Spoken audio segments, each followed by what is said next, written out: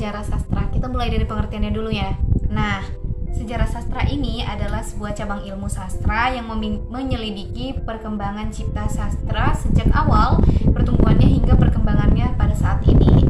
Nah, sejarah sastra ini mengkaji sastra menggunakan kriteria intrinsik dan hal-hal yang berasal dari luar sastra, seperti identifikasi peristiwa, kehidupan politik, sosial budaya, beserta pengaruhnya terhadap karya sastra itu sendiri. Nah, kemudian ada sejarah sastra ini menjadi bagian dari salah satu kajian ilmu sastra. Kata sejarah sendiri berasal dari bahasa Arab, sejarun, yang berarti pohon. Pohon menggambarkan adanya akar, cabang, dan ranting yang memperlihatkan adanya proses ataupun susunan peristiwa secara kronologis.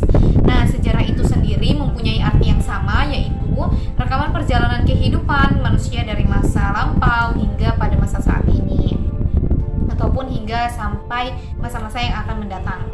Nah, karya sastra ini adalah salah satu bagian dari aset budaya yang bangsa berbudaya adalah bangsa yang tidak memiliki hasil karya sastra bangsanya, tetapi juga hanya menghargai dan memberikan apresiasinya terhadap karya sastra sebagai hasil karya bangsanya itu sendiri. Selanjutnya ada hubungan timbal balik antara cabang-cabang ilmu sastra dengan ilmu lainnya. Nah, hubungan sejarah sastra dengan teori sastra ini berkaitan dengan teori penyelidikan sejarah sastra banyak memerlukan bahan-bahan pengetahuan tentang teori sastra. Pembicaraan tentang suatu angkatan tidak akan mungkin terlepas dari pembicaraan tentang gaya bahasa, aliran, genre sastra, latar belakang cerita, tema, dan sebagainya. Nah, namun sebaliknya, teori sastra pun memerlukan bahan-bahan dari hasil penyelidikan sejarah sastra ini sendiri. Pembicaraan tentang gaya bahasa ataupun tentang suatu aliran tidak dapat dilepaskan dari adanya perkembangan sastra sendiri. Nah, secara keseluruhan hal ini berkaitan. Suatu pengertian di dalam teori sastra dimungkinkan mengalami sebuah perubahan dan perkembangan sesuai dengan data yang telah diperoleh dari sejarah sastra itu sendiri.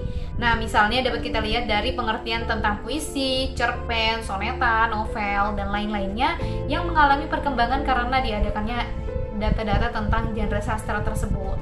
Nah, hal ini memang membuat hal itu menjadi lebih berkembang lagi. Hubungan yang selanjutnya yaitu hubungan sejarah sastra dan kritik sastra, penyelidikan sejarah sastra. Nah, penyelidikan ini memerlukan bantuan juga dari kritik sastra. Tidak semua karya sastra yang pernah diterbitkan dijadikan bahan penyelidikan sejarah sastra, akan tetapi terbatas pada sejumlah karya sastra tertentu. Nah, untuk dapat memilih dan juga menentukan karya sastra yang menjadi objek di dalam penyelidikan sejarah ini sendiri, yaitu dapat diperlukannya bahan-bahan dari kritik sastra, yang mana ini menjadi tugas ataupun kritik untuk menentukan nilai dari suatu karya sastra sendiri. Sebaliknya, kritik sastra pun membutuhkan bahan-bahan dari sejarah sastra, terutama di dalam usaha untuk menemukan dan menentukan asli tidaknya suatu karya sastra ataupun ada tidaknya unsur dan pengaruh dari sastra-sastra lainnya. Selanjutnya ada hubungan kritik sastra dengan teori sastra.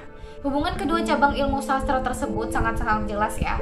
Usaha kritik sastra untuk tidak akan berhasil tanpa dilandasi adanya dasar-dasar pengetahuan tentang teori sastra. Jika kita berkehendak mengadakan suatu telaah ataupun kritik terhadap suatu cerita novel terlebih dahulu dan harus memiliki pengetahuan tentang apa yang disebut dengan novel, terlebih dahulu kita harus dapat untuk memiliki pengetahuan tentang apa yang disebut dengan novel. Nah, kemudian kita kaji kembali tentang unsur-unsur suatu novel, misalnya ada tema, plot, gaya bahasa, perwatakan, setting, sudut pandang, cerita, atau yang biasa kita kenal dengan point of view, dan sebagainya. Nah, demikian juga jika kita hendak mengadakan suatu analisis terhadap suatu puisi, maka kita harus tahu terlebih dahulu apa yang dimaksud dengan hakikat puisi, apa yang dimaksud dengan bait, rima, sebagainya. Nah, teori sastra ini merupakan sebagian modal bagi pelaksanaan kritik sastra. Sebaliknya, teori sastra pun memerlukan bahan-bahan dari kritik sastra.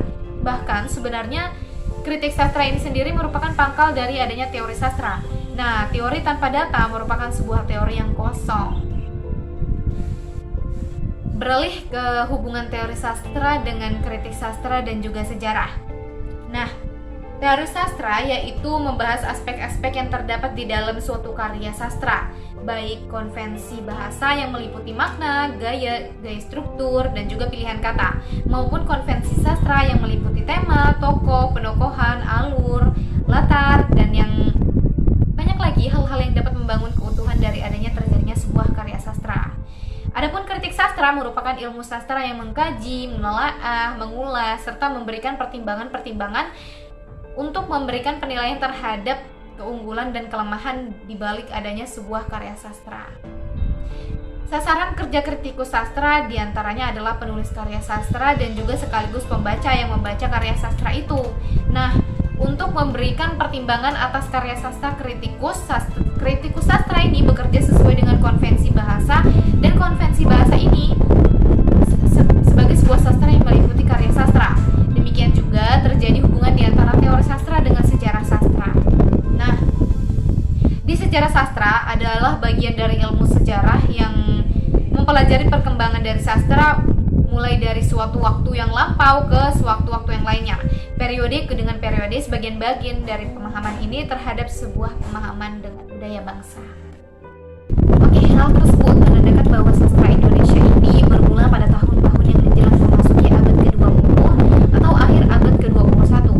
Nah, dan dalam LSIM titik akhir sastra Indonesia dapat diduga bahwa pada dasawarsa 1960-an, meskipun tidak dikemukakan secara tersurat dan juga jelas, akan tetapi setidak-tidaknya ada hal yang dapat ditafsirkan dari penjelasan-penjelasan Jacob Sumarjo terkait tentang babakan sejarah dan juga angkatan sejarah sastra Horizon.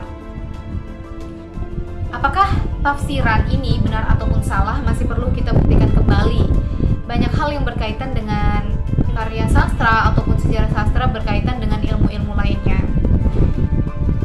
Tidak hanya membicarakan karya sastra saja beserta konteks yang terkait sampai dengan yang muncul dan berkembang pada tahun 1950-an, meskipun sementara dapat dikatakan bahwa jangkauan-jangkauan waktu sejarah itu sendiri di Indonesia yang dibicarakan dalam LSIM di 60 tahun ini berkaitan dengan itu, jangkauan isi ataupun bahan sejarah sastra sendiri dalam LSIM juga dapat dikatakan luas dan banyak seperti dalam SBI.